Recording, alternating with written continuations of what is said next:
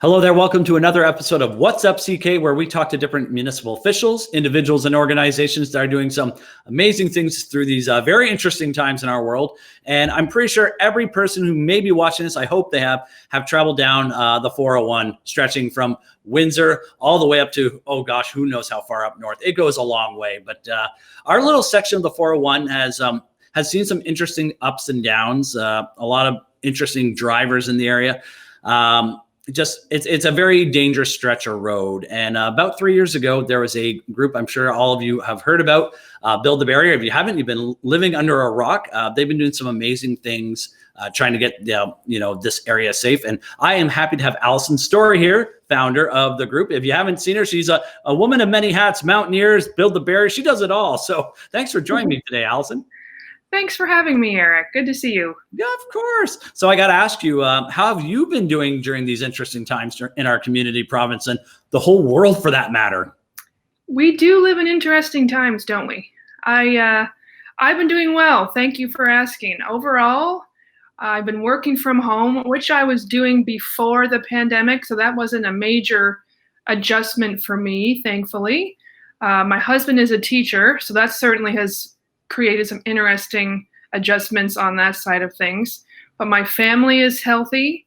We are, laying low, keeping our social circles quite small and wearing our mask and all of the things we're supposed to be doing. So overall, knock wood, things have been okay for me. As long as my family and loved ones are healthy and staying safe, that's really the bottom line. And we'll get through it.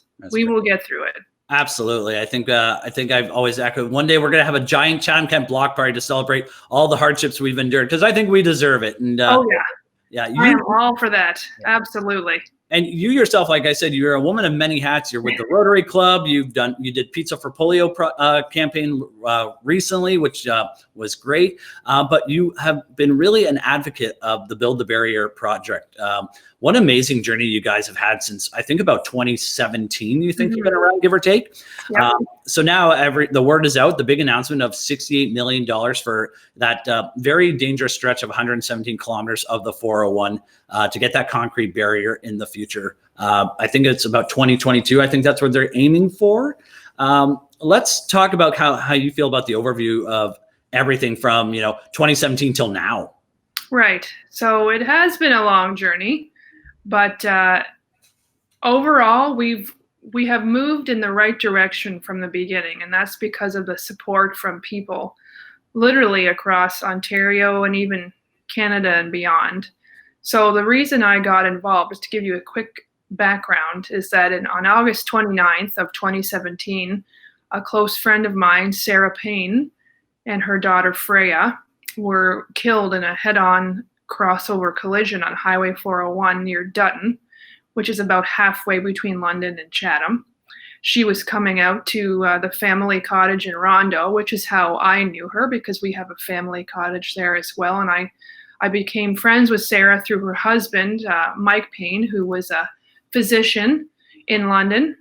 And he and I have known each other our whole lives. So when he and Sarah got married, she became part of our group and just a wonderful person. She was an occupational therapist, so she helped people learn to walk again with spinal cord injuries and things like that. So she and her daughter were tragically killed. Freya was her name. She was 5. And then their son was also seriously injured, but thankfully survived. And he's doing well now, which is wonderful. So one of the reasons why that collision occurred was because there was no concrete median in the barrier, no concrete barrier in the median. And that the median between London and Tilbury, and I'm sure most of your viewers have probably noticed this, but the median is extremely narrow. So if you make any kind of driver error or get into some trouble with bad weather, what have you, you don't have any chance to correct. Once you're in that median, you're in oncoming traffic within a split second. So there's really no way to correct or prevent that once you're over. And you might have also noticed, if you've driven the 401, that from Windsor to Tilbury, there are 3 lanes and a concrete median barrier. And then there's this 117 kilometer gap. And at London, the 3 lanes and the concrete median barrier start again and basically go for hundreds of kilometers east until the median is so wide for example, by Kingston, you don't need a barrier in the middle because the medians are so wide, and in some cases there's actually rock in the middle. So we banded together. Obviously, we were all of us were devastated by this incident, and we realized that there were more families who had gone through this in other crossover collisions. And once I started doing research on this issue, I realized that there was to me, an appalling number of people who had been killed in this stretch over the years because of a crossover collision. So we got to work and we wanted to figure out, how do we prevent this from happening again? And that's where it all started back in September of 2017. And once we got anyone who's experienced a sudden traumatic incident like that, the grief sort of never really ends. Yeah. But it does ebb and flow. And so we were kind of operating on autopilot at the beginning, and none of us had really tackled something this substantial in terms of an issue to solve. So we just started putting one foot in front of the other and just started going from there. Yeah, you kind of echoed to my next question, but kind of going back to what you said, we've heard so many different stories on our 401s, during winter driving, spring driving, all season around, there's always something going on because people aren't paying attention to the road, and whether it's slippery there, it's just scary. And this is a great start where we're going. So I got to kind of ask you, there's a lot of people who are working in the build-up area, but how much work does a grassroots community like this get this task to our senior levels of government? I recall when we did the first initial town hall meeting, and Rick Nicholls was there, and you were there, and we went on with Brian French, I think, you had said as well. But how long does it take for this to kind of go, we need this, and then it goes, we need this. Like, how long does it take to get up that ladder? That's such a good question. And I don't know, honestly, if our experience is the norm and it went quicker than it should have or normally would have, or if our experience is the exception, to be honest. Yeah. This type of initiative is something that was new to all of us. I think everyone involved with the group, which are primarily friends and families of loved ones lost in collisions, but also folks in that field. So folks in tow trucks, driving, and first responders, and different people like that. So we actually have a very diverse group of people who all have an interest in seeing this roadway safer. But you're right. I think what really got traction for us was, at first, the senseless nature of what happened. To lose a 42-year-old mom and her daughter was just, that's an issue you just can't really describe how devastating that is. Yeah. So that resonated with people, but also the fact that there was outrage, that why is this happening? Why is this still happening? And if you can channel that outrage in a productive way, you can really get the public behind you. And everyone, like you said, everyone has probably had a scary experience in the 401, whether in the winter or in construction or what have you. So people can relate to what you're doing and why, and that makes a big difference. So that's the first piece of it. Another element that I thought was very useful was social media. Yes. I think that really got us a lot of traction. And I should say, social media was where we first got the ball rolling, but traditional media also was a huge help. We had basically all of the local news outlets in Chatham-Kent, Windsor, Essex, and London take a strong interest in this from the beginning. So, the post media outlets, Chatham Daily News, London Free Press, Chatham Voice, CBC, CTV, Your TV, CKXS. We had so many different journalists approach us and help us spread the word. And elected officials notice that.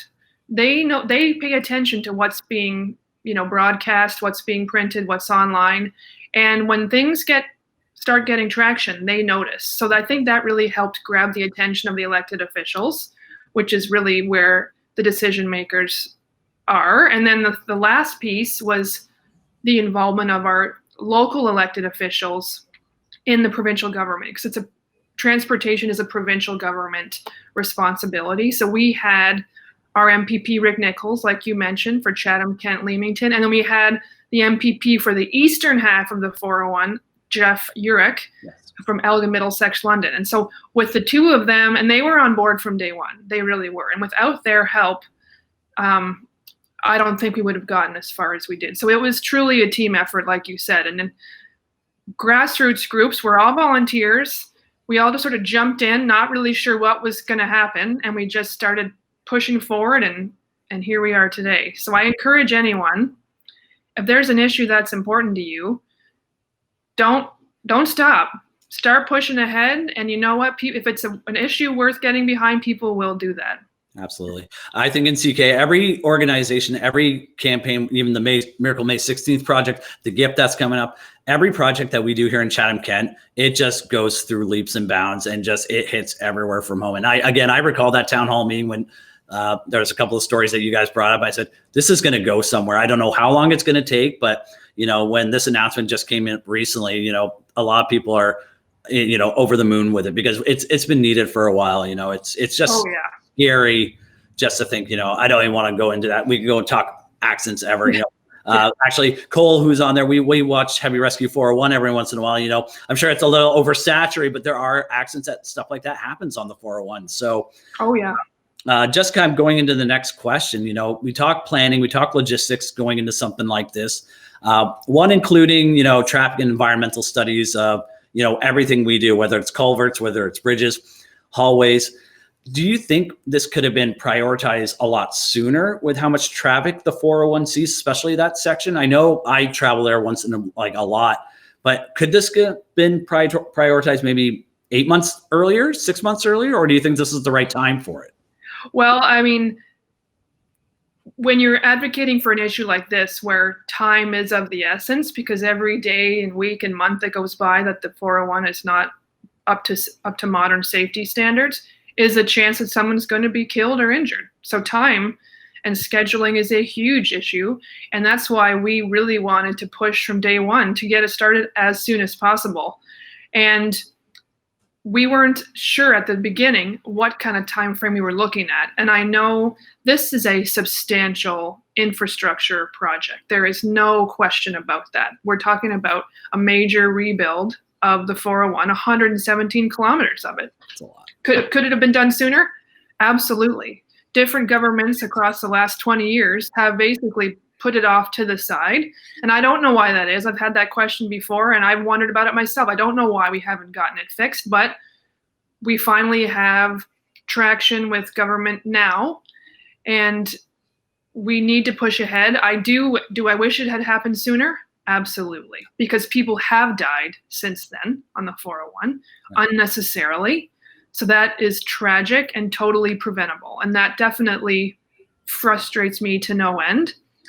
But at the same time, the fact that we're getting this far in 3 years, because we're basically at just over the 3-year mark for a project of this size, $70 million is a pretty substantial amount for any infrastructure project. And by the end of it, it will be substantially more than that. But we want to do it right.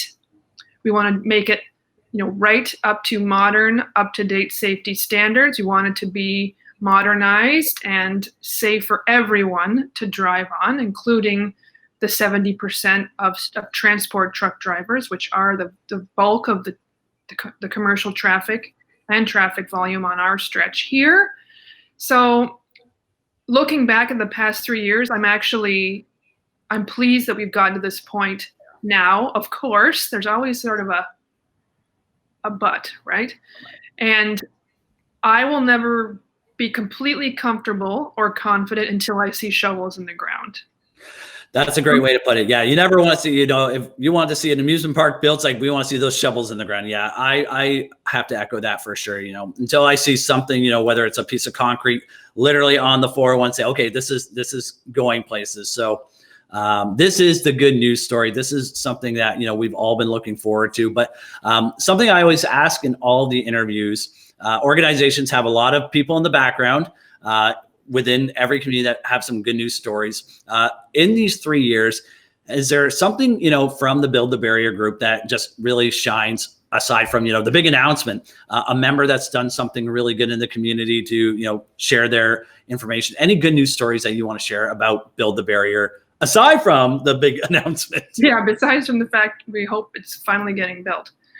You know, that's a great question, Eric. And it's really hard for me to narrow down to just one story, because what I have found is that once word got out about what we were doing, we had people emailing us and messaging us from all across Canada, often who had, unfortunately, a tragic story of their own to share about someone they had lost. I also got a lot of stories from people who knew Sarah or her husband, Mike, because they are both in healthcare. So Mike's a physician in London and Sarah was an occupational therapist at Parkwood in London. And so people would share stories and email me about how she helped them walk again and just the impact that she had on their lives. And so that really galvanized us even more to really make sure that we honored her legacy and her memory and that of her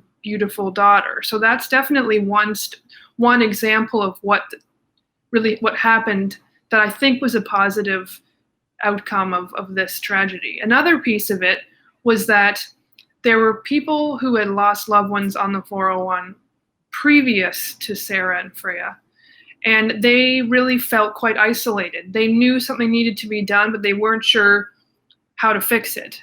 And once we formed our group, they joined us and then felt that they were no longer alone in what they were going through. And there's a mom of her brother and daughter were killed near the exit to Greenview Aviaries in May of a couple years ago. And that's where they were going. They were almost to the exit and a transport crossed the median and hit them head on. And so she is from Windsor, and she and her husband felt the same. They were hugely frustrated. They wanted to do something, but they weren't sure where to start. And then when our group came along, they joined forces with us. And now she obviously is still a grieving mom and a grieving sister, but she's got a group that she can contribute to and help affect positive change and really honor their memory to make sure that this doesn't happen again. So that to me is, I've met some wonderful people through this process who will be lifelong friends. And I certainly am very grateful for that. No question. Yeah, I think that's the best way to put it right there is, lifelong friends, because when the project is all said and done, everyone can look and have this giant sigh of like, it's done. It's great. Oh, yeah. There. Yeah. I think that's a great way that the networking of all of everywhere from Ontario who's traveled the 401 are banding together. And when this project's complete, it's going to be great. And we can't thank you for what you and your team have done to at least start the initiative from 2017 till now, because now it's, everyone knows like the work that started here in CK is now it's now happening. So Alysson, thanks for all that you guys are doing. Is there anything else that you would like to add as we wrap up? Well, I thank you for those kind words, Eric. It has certainly been a team effort. I think when this all is said and done, I'm going to need like a full page ad in the newspaper to get all of my thank yous to everyone who's contributed to our cause one way or the other. But all I would say is that use your voice. I would love to encourage people. It doesn't matter who you are, what your background is, where you went to school, where you didn't go to school, your income, whatever. You have a voice that you can use to advocate for positive change. And there are a lot of tools you can use now with social media and online tools. And we couldn't have done this. I helped start it, absolutely, and I have been pushing for it for 3 years, but I did not do this alone. It takes a village. And I'm so grateful for everyone that has helped me and helped get this forward. And Eric and your team at URTB have certainly been a big help as well. And so I just want to say thank you to everyone who's got us here so far. Please don't let up. We have an election in 2 years in the province, so we don't want to lose our momentum. So please make it clear to your MPP, whoever it is, that this is a priority for you. This is the type of feedback they need to hear. They don't know what we want as constituents unless we tell them. So if you want to keep the 401 median barrier at the top of mind for them, please reach out and let them know they want to hear from you. And I think part of the reason is have been successful to date is because of the pressure we have kept on our MPPs and the advocacy they have helped us with. So use your voice. It really does make a difference. use your voice, put it in that old record player, and keep repeating that same tune for the next, until the election. So I think that's great. So again, thanks for everything you're doing, Alysson, and hope you're keeping well and keep on trucking. Thank you very much, Eric. Appreciate your time.